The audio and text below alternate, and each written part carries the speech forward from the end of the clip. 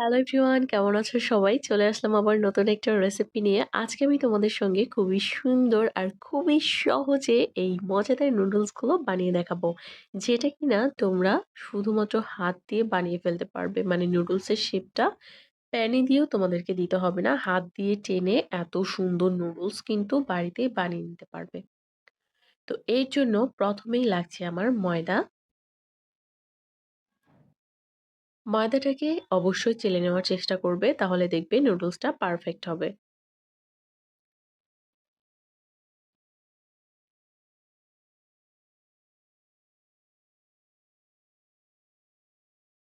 প্রথমে আমি ময়দাটাকে খুব ভালোভাবে চেলে নিয়েছি।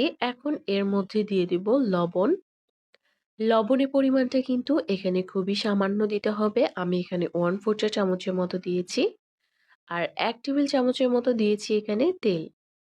তেলের পরিমাণ এর থেকে বেশি দিব না।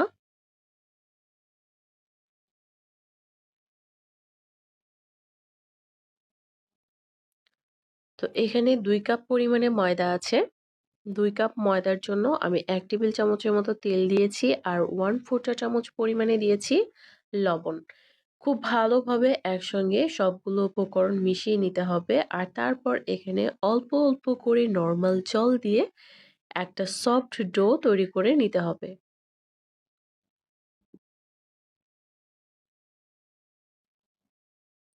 আর হ্যাঁ, এই ডোটা কিন্তু রুটি পরোটার ডোর থেকে সামান্য একটু নরমই থাকবে।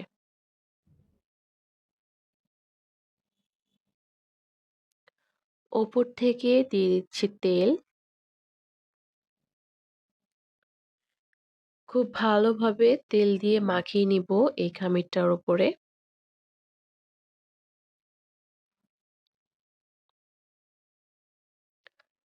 তারপর এটাকে কিছুক্ষণের জন্য রেস্টে রেখে দিব। আর হ্যাঁ, একটু আমি সময়টা তোমাদেরকে বলে দিচ্ছি। তোমরা যদি চাও এটাকে কিন্তু একটু বেশি সময় রেস্টে রাখতে পারো। সেক্ষেত্রে কি হবে, ডোটা অনেক বেশি সফট হয়ে যাবে, যেহেতু একটু বেশি করে ওপর থেকে তেল মাখিয়ে নিয়েছিলাম। তো সেক্ষেত্রে কি হবে, এই খামিরটা অনেক বেশি সফট হয়ে যাবে যদি একটু বেশি সময় ধরে রেস্টে রাখতে পারো। তো এখন আমি এখান থেকে লেচি কেটে নিচ্ছি ছোট, ছোট করে।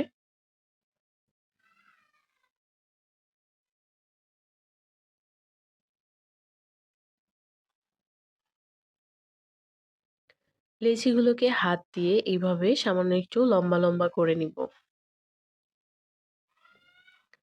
ঠিক ভিডিওতে তোমরা যেভাবে দেখতে পাচ্ছ।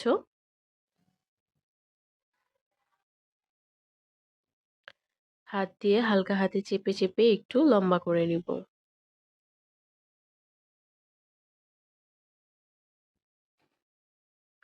সবগুলোই আমি হাত দিয়ে এভাবে একটু লম্বা করে নিচ্ছি।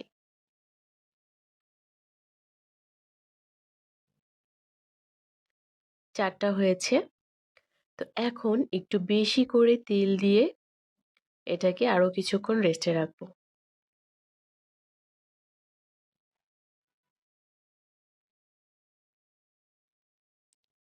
এই পর্যায়ে তোমরা কিন্তু চাইলে এটাকে ১ ঘন্টার মতো রেস্টে রেখে দিতে পারো। সেক্ষেত্রে নুডলস গুলো বানাতে সুবিধা হবে।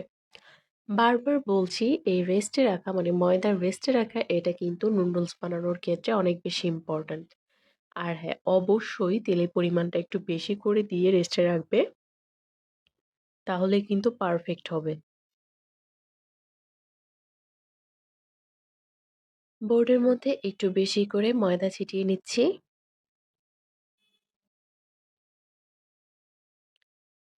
এখন এর মধ্যে আমি এখান থেকে একটা লেচি নিয়ে নিয়েছি আর হাত দিয়ে প্রথমে একটু টেনে নিব।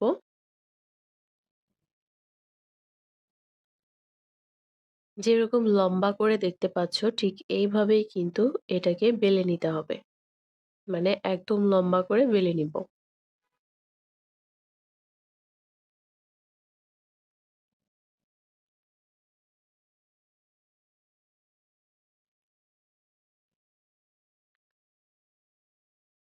চেষ্টা করবে যতটা পাতলা করা যায় একটু পাতলা করে বেলার। আর তারপর একটা ন্যাপি অথবা এরকম একটা কাটার দিয়ে একদম চিকন, চিকন করে কেটে নিবে।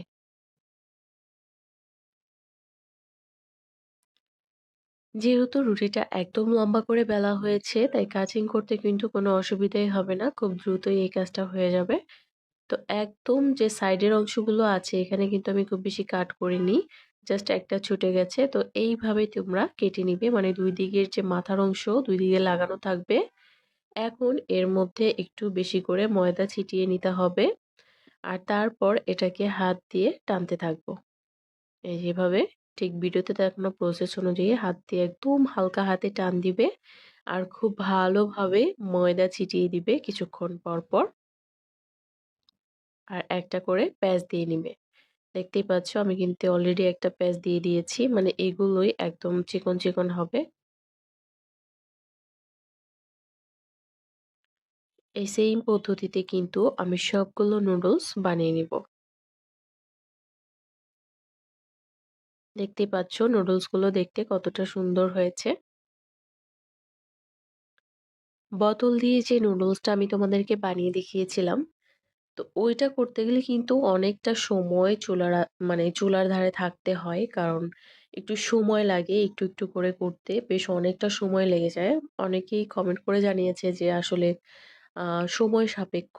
তো তাদের জন্য বলব, তারা যদি চুলার ধারে বেশিক্ষণ থাকতে না চাও, তারা কিন্তু এই পদ্ধতিটা ফলো করতে পারো।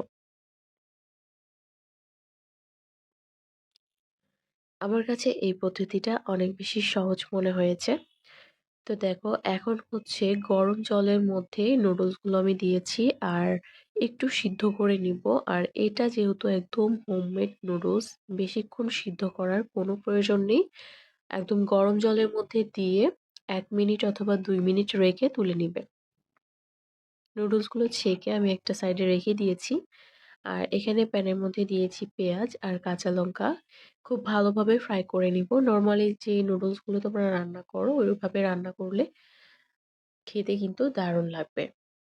তো এইখানে কিন্তু তোমরা চাইলে বিভিন্ন সবজি, চিকেন, তারপর ডিম, যার যেটা খুশি এখানে কিন্তু ইউজ করতে পারো। চাইলে তোমরা এখানে সসেসটাও দিতে পারো। তো আমি ১ম এই পেঁয়াজের মধ্যে লবণ দিয়ে দিলাম। পেঁয়াজের মধ্যে লবণ দিয়ে দিলে কি হয়? পেঁয়াজটা খুব দ্রুত নরম হয়ে আসে আর ভাজতে কিন্তু একদম খুব বেশিক্ষণ সময় লাগে না। পেঁয়াজটা যখন হালকা করে ভাজা হয়ে গেছে, ঠিক সেই পর্যায়ে আমি এখানে একটা ডিম ভেঙে দিয়েছি। নেড়ে-চেড়ে আরো কিছুক্ষণ একটু ভেজে নিব।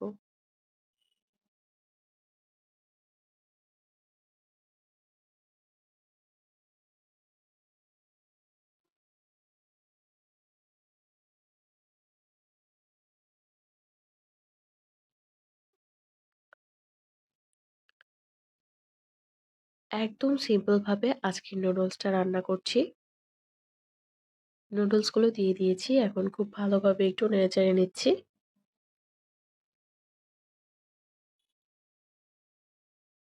এখানে কিন্তু একটা ম্যাগি মসলা অবশ্যই এড করতে হবে। তাহলে একদম দোকানের কেনা নুডলসের স্বাদটাই কিন্তু পাবে। আমি এখানে সামান্য একটু লঙ্কার গুঁড়ো, সামান্য একটু হলুদ গুঁড়ো দিয়ে দিচ্ছি 1/4 চামচ করে। এতে করে কালারটা ভালো লাগবে। খুব ভালোভাবে নেড়েচেড়ে মিশিয়ে নিব। আর সসের বিষয়টা আমি একটু বলি। সবসময় কিন্তু সব ধরনের সস হাতের কাছে থাকে না। তো এইখানে চাইলে তোমরা soya sauce, tomato sauce, oyster sauce, Maggi sauce এই সসগুলো কিন্তু এখানে চাইলে তোমরা ব্যবহার করতে পারো। তো আমি এখানে একদম সিম্পল ভাবে দিয়ে দিলাম টমেটো সস। মানে একদম ঘরোয়া উপকরণ দিয়ে সবথেকে সহজ পদ্ধতিতে আজকে এই নুডলসটা তোমাদেরকে বানিয়ে দেখালাম। ভিডিওটি কেমন লাগলো অবশ্যই কমেন্ট করে জানাবে। আর ভালো লাগলে চ্যানেলটি সাবস্ক্রাইব করে পাশেই থাকবে। যারা অলরেডি করেছো তাদেরকে অসংখ্য ধন্যবাদ। বেশি কিছুই না, জাস্ট একটু কিছুক্ষণ ভেজে নিয়েছি। তারপর কিন্তু চুলা থেকে নামিয়ে নিয়েছি। দেখো কতটা সুন্দর হয়েছে। খেতে কিন্তু ভীষণ মজার হয়েছে। আমি একটু বেশিক্ষণ সময় ধরে ভেজেছি। তোমরা চাইলে কিন্তু অল্প সময়েও এই নুডলসটা ভাজতে পারো। যার, যার পছন্দ অনুযায়ী। ভিডিওটা আমি আর খুব বেশি লম্বা করব না। সবাই ভালো থেকো। দেখা হবে নতুন কোনো ভিডিওতে।